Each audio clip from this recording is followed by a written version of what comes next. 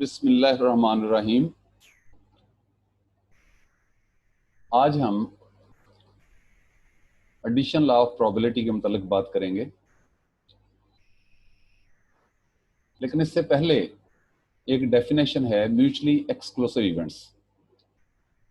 ऐसे इवेंट्स जो कभी इकट्ठे अकर नहीं कर सकते।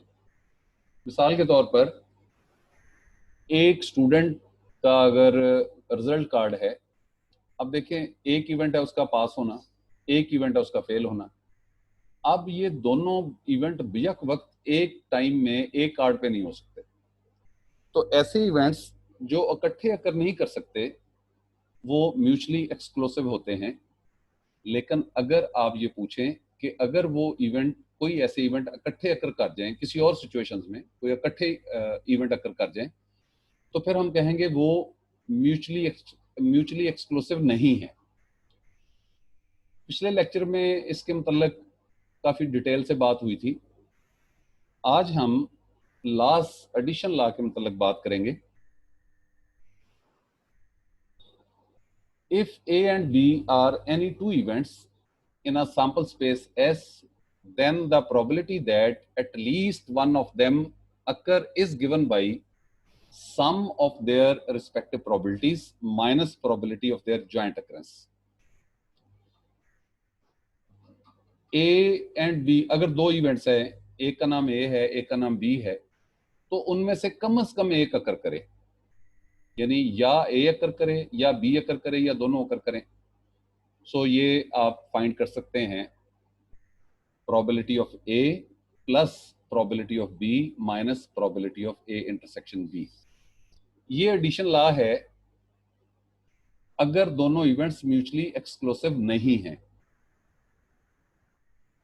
लेकिन अगर किसी और सिचुएशन में ये इवेंट्स म्यूचुअली एक्सक्लूसिव हों,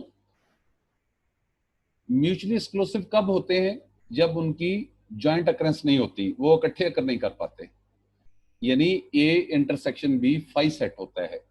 और आप जानते हैं कि फाई सेट की प्रोबेबिलिटी जीरो होती है, एम्प्टी सेट की या इम्पॉसिबल इवेंट कह लें आपसे, इसकी प्रोबेबिलिटी जीरो होती है। सो अगर म्यूचुअली ना हुए फिर तो ये लॉ है probability of A plus probability of B minus probability of A intersection B. लेकिन in the case, as a special case, अगर वो events A and B mutually हुए तो फिर probability of A union B होगी probability of A plus probability of B, और probability of A intersection B zero हो जाएगी।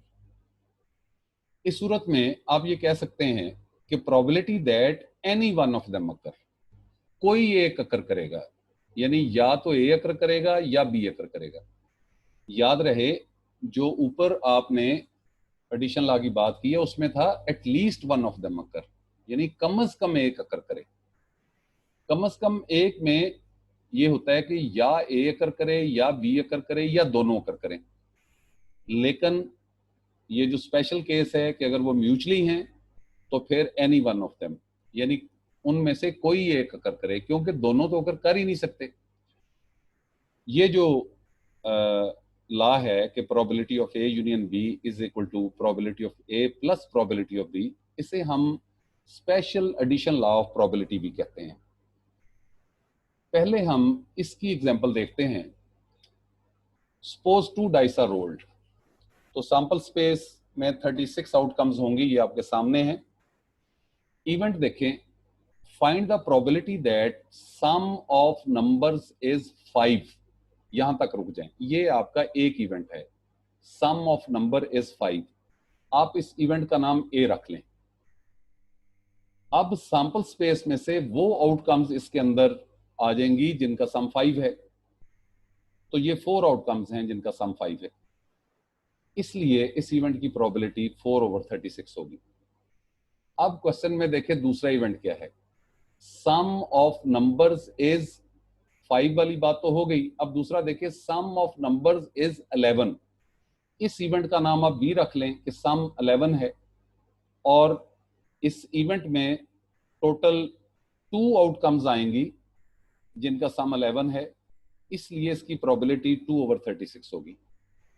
अब यहाँ आप नोट करें कि इवेंट ए एंड बी दोनों में कोई आउटकम कॉमन नहीं है।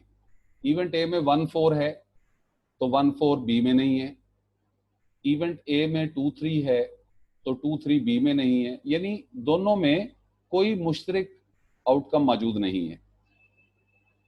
अगर दो इवेंट्स में कोई कॉमन अक्रेंस मौजूद ना हो तो हम कहते हैं ये इवेंट्स म्यूचुअली एक्सक्लूसिव हैं। अब सवाल को दोबारा देखें कि आप प्रोबेबिलिटी क्या निकालना चाहते हैं।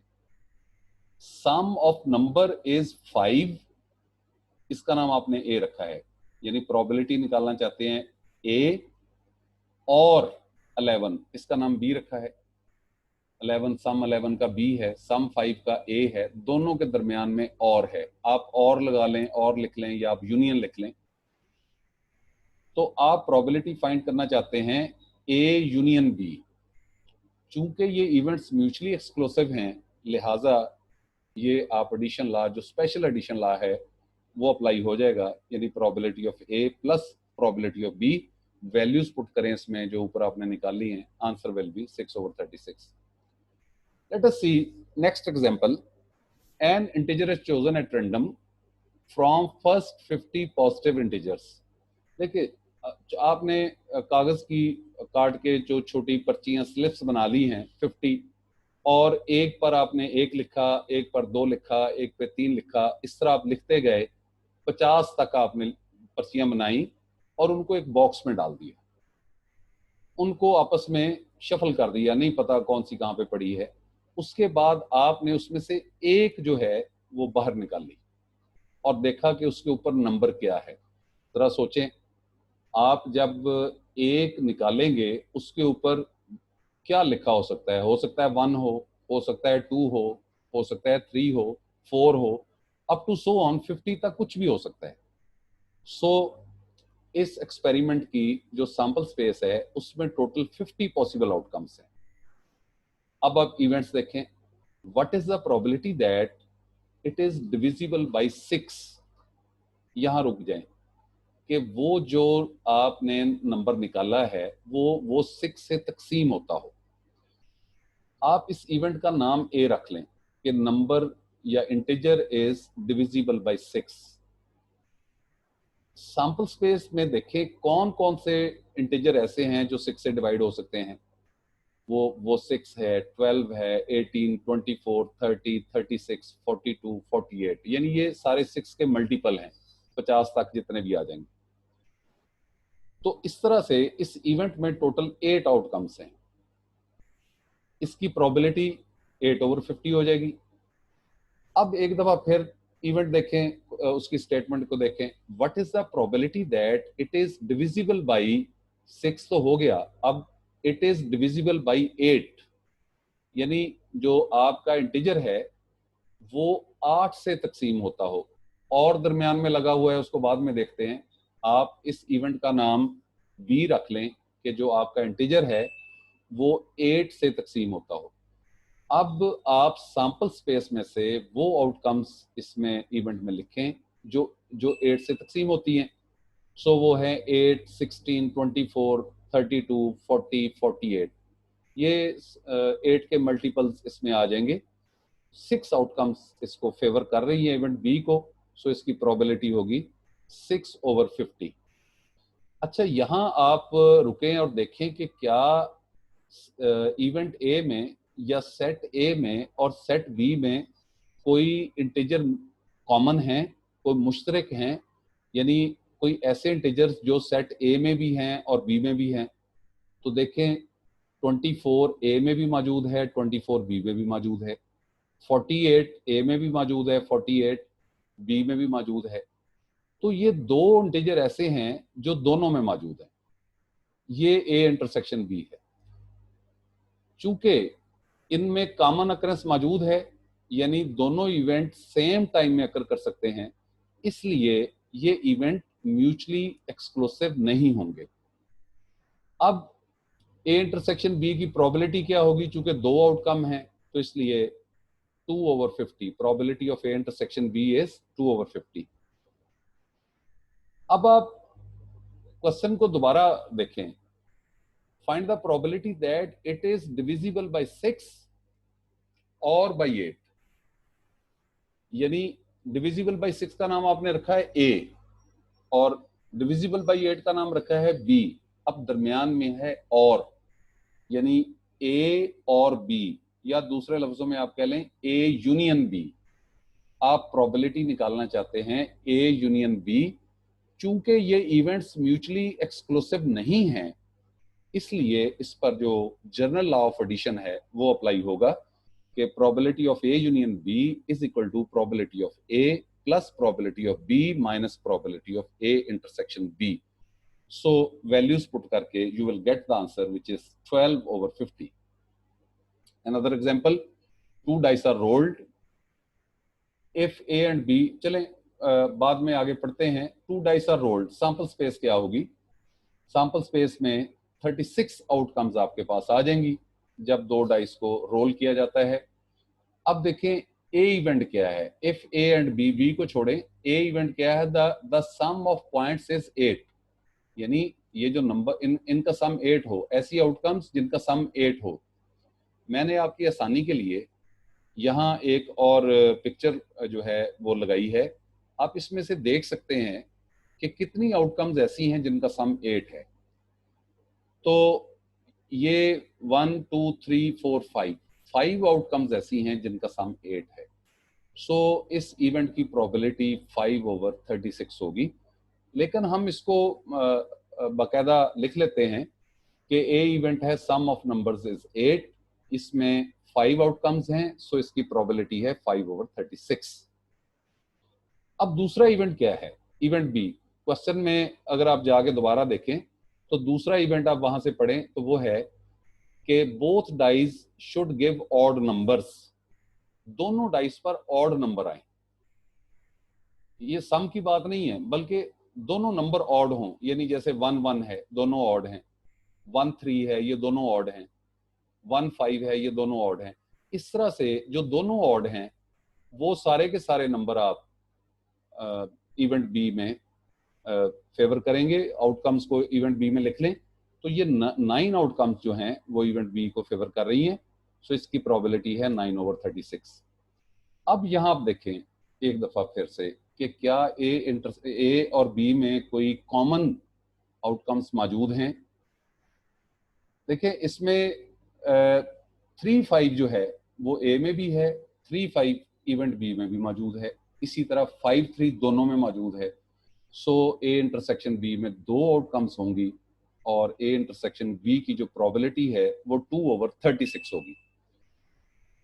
चूंकि कॉमन अकरेंस मौजूद है, इवेंट्स म्यूचुअली एक्सक्लूसिव नहीं है, इस पर जो आपका जनरल लॉ ऑफ एडिशन है उसको हम अप्लाई करेंगे कि probability of A union B is equal to probability of A plus probability of B minus probability of A intersection B.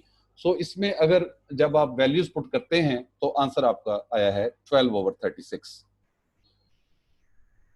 A card is drawn, next example देखते हैं। A card is drawn from a pack of 52 cards। 52 cards में से एक निकाला है तो आपकी outcomes जो हैं वो 52 होंगी। ये मैंने एक पिक्चर जो है यहाँ लगाई है। जिन्होंने कार्ड्स देखे नहीं है कभी वो यहाँ से देख सकते हैं। ये जो पहली रो के कार्ड हैं ये इनको हम कहते हैं ये क्लब कार्ड्स हैं, ब्लैक कलर के हैं। जो दूसरी रो में है इनको हम कहते हैं ये हार्ट कार्ड्स हैं, ये रेड कलर के होते हैं। तीसरी रो वाले जो कार्ड हैं ये स्पेड कार्ड्स हैं, ये भी 13 हैं, ये ब्लैक होते हैं। और जो चौथी रो वाले हैं ये 13 कार्ड जो हैं ये डायमंड कार्ड कहलाते हैं और ये रेड होते हैं। तो इसमें हार्ट और डायमंड ये 26 कार्ड रेड होते हैं और ये जो क्लब और स्पेड है ये 26 कार्ड जो हैं ये ब्लैक होते हैं। अब क्वेश्चन को देखें। If A is the event of getting a red card, तो अच्छा अब एक बात मैं यहाँ बताता चलूँ कि जाहिर है हम सवाल को हल करते हुए ये पिक्चर तो नहीं बना सकते, हमें इसकी सैंपल स्पेस को बाकायदा लिखना पड़ेगा। तो हम इसको सेट की नोटेशन में इस तरह से लिख लेते हैं। आप देखें कि मैंने लिखते हुए जो हार्ट के 13 कार्ड पहले लिखे हैं, फिर डायमंड के यानी रेड कार्ड ऊपर लिख दिए हैं और जो नीचे हैं स्पेड के और क्लब के उनको नीचे लिख दिया है। तो टोटल 52 आउटकम्स हैं। अब आपका इवेंट ए है कि रेड कार्ड हो, तो ये जो ऊपर वाले 26 हैं ये इस इवेंट में आ जाएंगे। यानी इवेंट ए आप पहले डिफाइन करें, सिलेक्टिंग अ रेड कार्ड, उसमें 26 आउटकम्स होंगी। ये इसमें ये एस लिखा हुआ है, ये एस नहीं है, ये बल्कि ए ही है कि इसमें 26 इवेंट ए है, इसमें 26 आउटकम्स होंगी। सो इसकी प्रोबेबिलिटी जो है वो होगी 26/52। नो बी है, इवेंट बी क्वेश्चन में दिया हुआ है कि कार्ड जो आपने सिलेक्ट किया है उसका नंबर 2 से बड़ा हो। 2 से बड़ा क्या हो सकता है? 3 हो, 4, 5, 6, 7, 8, और उससे आगे नहीं जाना क्योंकि उसने कहा है कि 2 से बड़ा हो बट लेस देन 9, 9 से छोटा हो। 9 से छोटा जो है वो 8 पे आपको रुकना पड़ेगा। तो अब देखें इस इवेंट में कौन सी आउटकम्स होंगी। पहले हार्ट को देखें, हार्ट का 3, हार्ट का 4, हार्ट 5, हार्ट 6, 7, 8। इसी तरह ये डायमंड का 3, 4, 5, 6, 7, 8, स्पेड का 3, 4, 5, 6, 7, 8 और क्लब का 3, 4, 5, 6, 7, 8। 24 आउटकम्स इस इवेंट में हैं, लिहाजा इसकी प्रोबेबिलिटी जो है वो 24/52 है। अब हम देखें कि दोनों में कुछ कॉमन मौजूद है, तो इन ए इंटरसेक्शन बी लें, इसमें 12 आउटकम्स आ रही हैं। ये वो आउटकम्स हैं जो सेट ए में भी हैं और जो सेट बी में भी हैं। सो इसकी प्रोबेबिलिटी होगी 12/52। चूंकि ये इवेंट्स जो हैं ए एंड बी ये म्यूचुअली एक्सक्लूसिव नहीं है, इनमें कॉमन अक्रेंस मौजूद है, इसलिए इस पर आप general law of addition apply करेंगे, जो कि probability of A union B is equal to probability of A plus probability of B minus probability of A intersection B, and you will get values put करें इसमें तो you will get the answer 7/13। एक और example है, a class contain 10 men and 20 women. तो total जो person है, person mean man भी हो या वुमेन हो, आप पर्सन कह सकते हैं। टोटल पर्सन 30 हैं। यहाँ पे आपकी जो सैंपल स्पेस में उसमें टोटल 30 लोग हैं, of which half of the men and half of the women have brown eyes। 10 में से आधे यानी 5 जो मैन हैं उनकी ब्राउन आइज हैं, और 20 का हाफ यानी 10 वुमेन ऐसी हैं जिनकी ब्राउन आइज हैं। अब इस इंफॉर्मेशन को यूं हैंडल करना जरा मुश्किल हो जाएगा, बेहतर है कि हम इसको एक टेबल की फॉर्म में लिख लेते हैं। तो देखें इस टेबल को, आप देखें इसमें मैन टोटल 10 हैं और 5 जो हैं यानी हाफ ब्राउन आइज हैं, 5 जो हैं वो नॉट ब्राउन आइज हैं। इसी तरह वुमेन 20 हैं जिनमें से 10 जो हैं वो ब्राउन आइज हैं और 10 जो हैं वो अदर देन ब्राउन आइज हैं। सो आप क्वेश्चन को देखें तो उसमें लिखा है कि find the probability that a person chosen at random is a man. यानी ये आपका इवेंट ए है कि पर्सन इज अ मैन।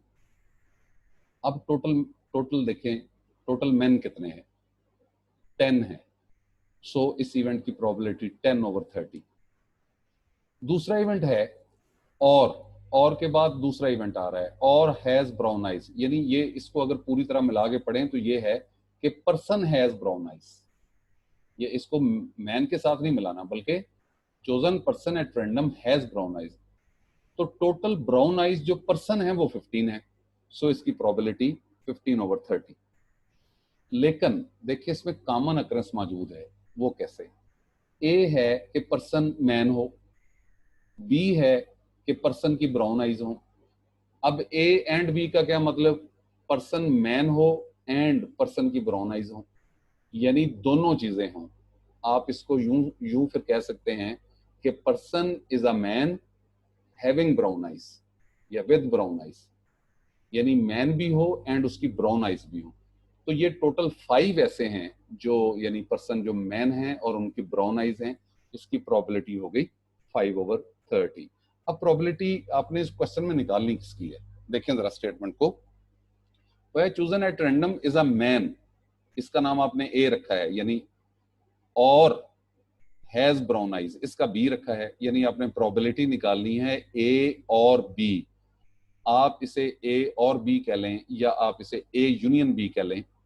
चूंकि ये इवेंट्स दोनों म्यूचुअली एक्सक्लूसिव नहीं हैं, और आप probability A union B find करना चाहते हैं, तो ये प्रोबेबिलिटी होगी probability of A plus probability of B minus probability of A intersection B. Just put the values, you will get the answer. This is 2/3. See the next example. A drawer contains 50 bolts and 150 nuts. Half of the bolt and half of the nuts are rusted. Total bolts 50 हैं, उनमें से आधे यानी 25 ऐसे हैं जो rusted हैं, जिनको जंग लग चुका है.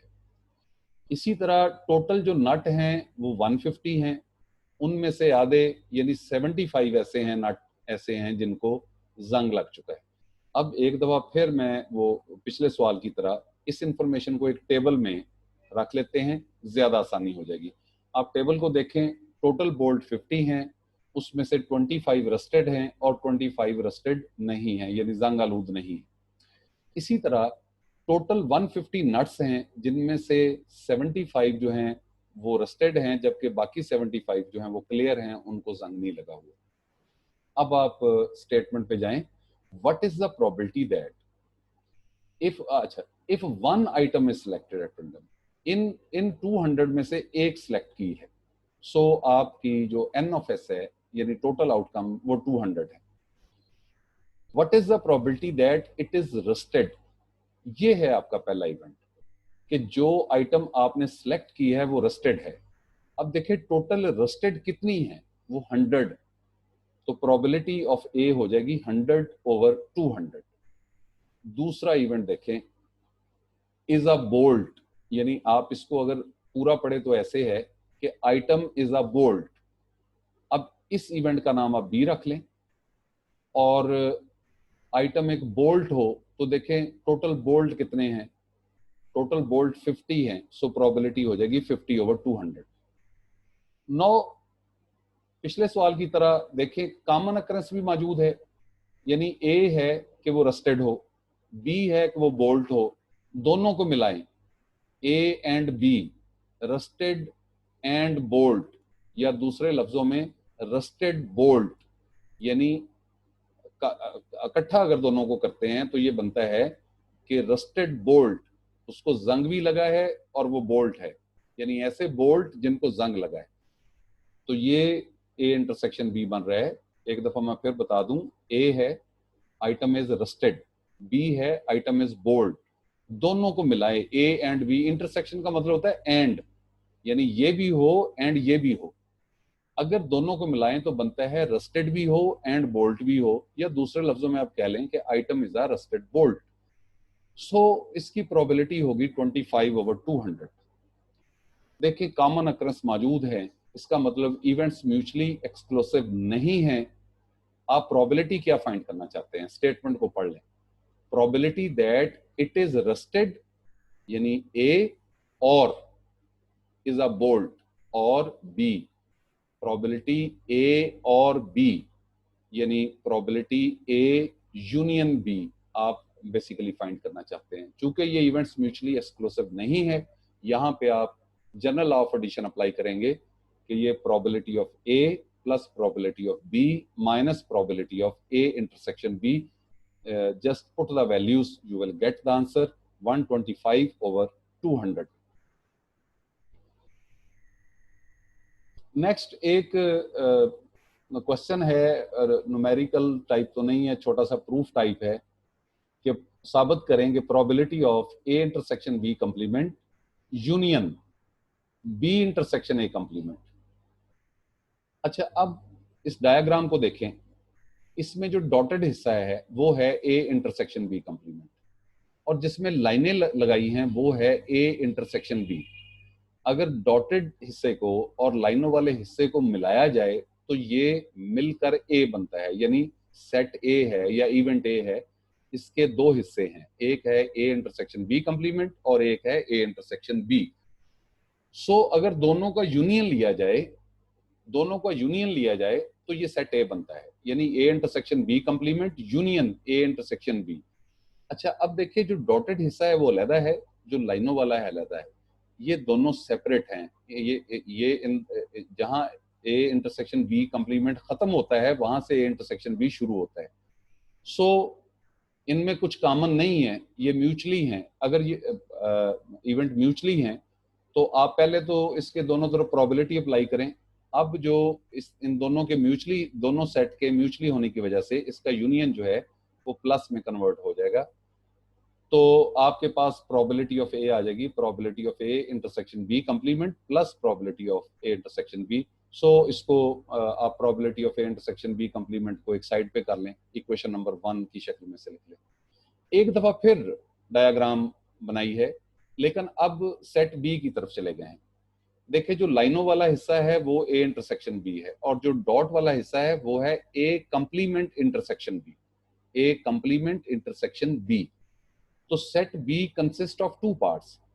अगर आप इन दोनों को मिलाएं यानी इनका यूनियन लें तो सेट बी बनता है। किनका यूनियन लें? ए कंप्लीमेंट इंटरसेक्शन बी यूनियन लें ए इंटरसेक्शन बी के साथ, प्रोबेबिलिटी अप्लाई करते हैं दोनों तरफ, और अगेन इन दोनों में यानी ए इंटरसेक्शन बी और ए कंप्लीमेंट इंटरसेक्शन बी में कुछ कॉमन नहीं है, लिहाजा इसका यूनियन प्लस में कन्वर्ट होगा। अब आप, ये दूसरी इक्वेशन बन गई है, अब आप इन दोनों इक्वेशंस को कंबाइन करें तो आपको जो आपका जो रिजल्ट है जो आपने यानी प्रूव करना है वो साबित हो जाएगा। ये आप नेक्स्ट 3-4 लाइनों में देखें, दोनों को प्लस किया है तो आपको जो आपका रिक्वायर्ड प्रूफ है वो आपके सामने है। एग्जाम्पल देखें, लाहौर में रहने वाले 45% लोगों के पास फ्रीजर है। ये आपका इवेंट ए है। आप लिख लें household has a freezer, probability है 0.45, और आगे लिखा है 65% have a colour TV. Event B है कि घर में कलर टीवी भी हो, यानी ए इवेंट है कि फ्रीजर हो, बी इवेंट है कि कलर टीवी हो, उनकी प्रोबेबिलिटी दी हुई है। और साथ ये भी बताया है कि कुछ घर ऐसे हैं जिनमें दोनों चीजें हैं, यानी ए इंटरसेक्शन बी, यानी उनके फ्रीजर भी है और कलर टीवी है, इसकी प्रोबेबिलिटी है 30%। अब सवाल क्या है? Find the probability that household has either a freezer और a colour TV set but not both. यानी फ्रीजर हो तो कलर टीवी ना हो, कलर टीवी हो तो फ्रीजर ना हो। ये आप देखें, प्रोबेबिलिटी निकालनी है ए फ्रीजर हो एंड बी कंप्लीमेंट यानी कलर टीवी ना हो, या फिर कलर टीवी हो इंटरसेक्शन ए कंप्लीमेंट यानी फ्रीजर ना हो। अभी आपने ये ऊपर देखे लॉ में ये बात साबित की है कि this is probability of A plus probability of B minus 2 probability of A intersection B. Values put कर दें, you will get the answer, this is 0.50। अच्छा, ये लॉ जो आपने अभी देखा है, एडिशन लॉ की बात बार बार कर रहे हैं, 2 इवेंट्स के लिए है, ये इसको एक्सटेंड किया जा सकता है 3 इवेंट्स के लिए। यानी अगर इवेंट ए बी सी 3 हो तो यही लॉ जो 2 इवेंट्स वाला है वो 3 में एक्सटेंड किया जा सकता है। इसमें बाज़ का ये प्रूफ आ जाता है कि ये प्रूफ करें कि ये इसके बराबर है। तो आप सबसे पहले लेट करें कि ये जो बी यूनियन सी है इस पर ब्रैकेट डालें और इसको फर्ज करें ये के है। अब दोनों तरफ प्रोबेबिलिटी अप्लाई कर दें तो प्रोबेबिलिटी ऑफ ए यूनियन के किसके बराबर होगी? वो 2 वाला लॉ जो है उसमें हम चले गए कि पहले की प्रोबेबिलिटी प्लस दूसरे की प्रोबेबिलिटी माइनस इनकी जॉइंट प्रोबेबिलिटी। इसको इक्वेशन नंबर 1 बनाकर इसको यहाँ छोड़ दें। अब इसमें इस इक्वेशन नंबर 1 में दो बातों को देखें। एक है प्रोबेबिलिटी ऑफ के क्या चीज है? के है बी यूनियन सी। आप इतने हिस्से को ले, प्रोबेबिलिटी ऑफ के, this is probability of B union C. तो ये वो वही एडिशन लॉ अप्लाई करें कि पहले की प्रोबेबिलिटी प्लस दूसरे की माइनस इनकी जॉइंट प्रोबेबिलिटी, और इसको इक्वेशन नंबर 2 कह दें। और दूसरा हिस्सा इसका है प्रोबेबिलिटी ए इंटरसेक्शन के। अब ए इंटरसेक्शन के की वैल्यू पुट कर दें जो कि बी यूनियन सी है। यहाँ पे आपका मैथमेटिक्स का लॉ अप्लाई हो जाएगा, ये डिस्ट्रीब्यूट हो जाएगा इंटरसेक्शन दोनों पर, यानी ये हो जाएगा A intersection B union A intersection C. अब ए इंटरसेक्शन बी असल में एक सेट है। जब इंटरसेक्शन निकाल लेते हैं तो ये 2 नहीं रहते, ये एक सेट बन जाता है। इसी तरह ए इंटरसेक्शन सी भी एक सेट है, दोनों के दरमियान में यूनियन है। सो ये होगा पहले की प्रोबेबिलिटी प्लस दूसरे की प्रोबेबिलिटी माइनस इनकी कॉमन अकरेंस। अब ये जो वैल्यूज हैं, ये जो इक्वेशन नंबर 2 से और इक्वेशन नंबर 3 से, ये दोनों को आप पुट कर दें इक्वेशन नंबर 1 में। आपका जो आपने प्रूव करना था वो उसमें जस्ट पुट करने से प्रूव हो जाएगा। अच्छा, एक यहाँ पे मैं एक बात छोटी सी नोट कर लें कि ये है अगर तीन इवेंट अगर म्यूचुअली ना हो, लेकिन अगर तीन इवेंट म्यूचुअली हो तो फिर जितनी कॉमन अकरेंस है, ये ए इंटरसेक्शन बी, ये बी इंटरसेक्शन सी, ये सब फाई सेट हो जाएंगे। ए इंटरसेक्शन सी, ये जितनी कॉमन अकरेंस है सब सब फाई सेट हो जाएंगे, सब की प्रोबेबिलिटी 0 हो जाएगी। सो आपके पास जो लॉ जो बाकी रहेगा वो होगा probability A union B union C. This is probability of A plus probability of B plus probability of C. असल में ये वही एडिशन ला है, स्पेशल एडिशन ला है जो आपने शुरू में बात कही थी कि 2 के लिए आपने बात कही थी। अब ये स्पेशल एडिशन ला है, ये 3 इवेंट्स के लिए है। जिस तरह 2 के लिए है इसी तरह 3 के लिए, बल्कि ये 4 5 ये जहां तक चाहें आप एक्सटेंड कर सकते हैं इसको। अब इसकी एक एग्जांपल, आखिरी एग्जांपल देखते हैं। 3 horses A, B and C are in a race. A is twice as likely to win as B and B is twice as likely to win as C. 3 horses हैं, एक का नाम A है, एक का नाम B है, एक का नाम C है। A के चांसेस जीतने के, रेस जीतने के दुगने हैं B से, और हॉर्स B के जो चांसेस हैं वो दुगने हैं हॉर्स C से। आप इवेंट का नाम रख लें, A horse A win, B horse B win and C मतलब हॉर्स C विन। अब जो उसने कहा है कि A के चांसेस दुगने हैं, A is twice as likely to win as B, A के B से दुगने हैं, B के C से दुगने हैं। आप सपोज कर लें कि C के K हैं, C के अगर K हैं तो B के उससे दुगने हैं यानी 2K हैं, और A के B से दुगने हैं तो 2K को फिर 2 से मल्टीप्लाई करें तो 4K। अब इसका मतलब ये हुआ कि प्रोबेबिलिटी ऑफ C जो है वो K है, प्रोबेबिलिटी ऑफ B जो है वो 2K है, और प्रोबेबिलिटी ऑफ A जो है वो 4K है। अब ये तीनों इवेंट्स एक तो म्यूचुअली एक्सक्लूसिव हैं, क्योंकि कोई एक जीतेगा, या A जीतेगा या B जीतेगा या C जीतेगा, एक वक्त 2 या 3 तो नहीं जीत सकते। दूसरा ये एग्जॉस्टिव भी हैं। एग्जॉस्टिव ये हैं कि तीनों ही हैं, तो जो जिनको ऐसे इवेंट्स जिनको यूनियन लिया जाए तो सैंपल स्पेस बन जाए। सो इन तीनों प्रोबेबिलिटीज का सम जो है एग्जॉस्टिव होने की वजह से और म्यूचुअली एक्सक्लूसिव होने की वजह से 1 होना चाहिए। यू आप कह लें कि तीनों को सम करें तो 7K should be equal to 1। तो K की वैल्यू 1/7। आप यहाँ K की वैल्यू पुट कर दें, probability of C is equal to 1/7, probability of B is equal to 2 into 1/7 यानी 2/7, and probability of C is equal to 4 into 1/7, मतलब 4 into 1/7, so it is 4/7। जज़ाकल्लाह।